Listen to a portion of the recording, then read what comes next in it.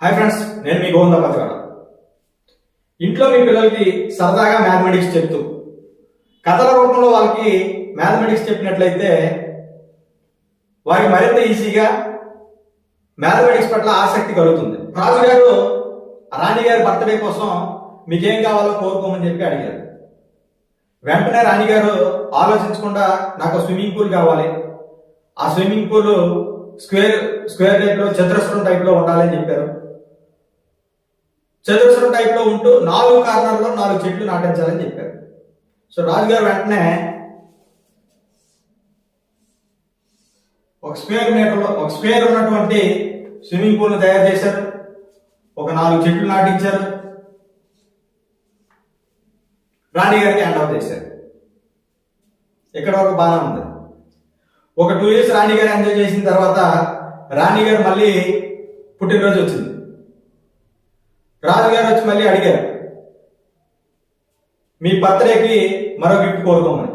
నాకు కొత్త గిఫ్ట్ ఏమీ అక్కర్లేదు, ఉన్న స్విమ్మింగ్ పూల్ డబల్ అవ్వాలి, ఈ 4 చెట్లు కూడా ఏమీ అవ్వకూడదు, 4 చెట్లు మునగకుండా ఈ స్క్వేర్ ఉన్నటువంటి ఏరియాని డబల్ చేయాలి అని అంటే ఎలా అని చెప్పి ఆలోచించినట్లయితే రాజుగారు దీర్ఘంగా ఆలోచించారు. దీనికన్నా డబల్ చేయాలంటే చెట్లు మునిగిపోతున్నాయి. సో పిల్లలు కాసేపు ఆలోచిస్తారు, దీన్ని డబుల్ ఎలా చేయాలి ఏంటి అనేది పిల్లలు కాసేపు ఆలోచిస్తారు. సో కొద్దిసేపు ఆలోచించిన తర్వాత ఆన్సర్ మనమే చెప్పినట్లయితే వాళ్ళు ఎంజాయ్ చేస్తారు లేదా తెలుసుకుంటారు.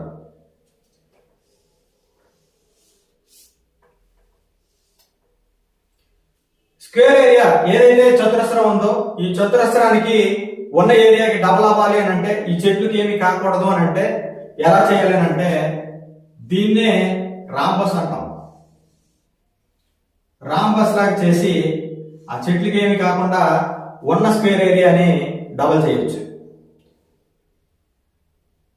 ఈ రకంగా రాంబస్ లాగా చేసిన తర్వాత చెట్లకి ఏమీ అవ్వలేదు, ఉన్న స్క్వేర్ ఏరియా డబల్ అయింది. సో రాణిగారు చాలా సంతోషంతో ఆ స్విమ్మింగ్ పూల్లో ఎంజాయ్ చేస్తున్నారు. ఈ రకంగా పిల్లలకి సరదాగా చెప్పినట్లయితే మరిన్ని ప్రాబ్లమ్స్ మీద ఇంట్రెస్ట్ కలుగుతూ ఉంటుంది. వీడియో నచ్చినట్లయితే సబ్స్క్రైబ్ చేయండి, షేర్ చేయండి, లైక్ చేయండి, కామెంట్ చేయండి.